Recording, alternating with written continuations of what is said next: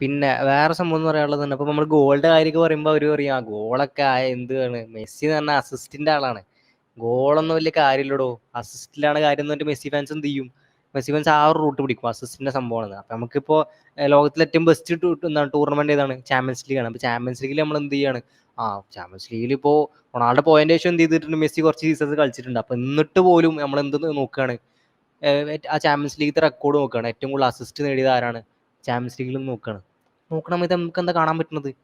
Messi versus Ronaldo assist നമ്മൾ നോക്കുകയാണെങ്കിൽ, champions ലീഗിലെ ഹിസ്റ്ററി തന്നെ അസിസ്റ്റുകൾ നമ്മൾ എടുത്തു നോക്കുകയാണെങ്കിൽ മെസ്സിക്ക് വെറും 40 അസിസ്റ്റേ ഉള്ളൂ. നേരെ മറിച്ച് റൊണാൾഡോക്ക് എത്രയാണ്? റൊണാൾഡോക്ക് 42 അസിസ്റ്റ് ഉണ്ട്, മെസ്സിനായിട്ട് 2 അസിസ്റ്റ് കൂടുതൽ.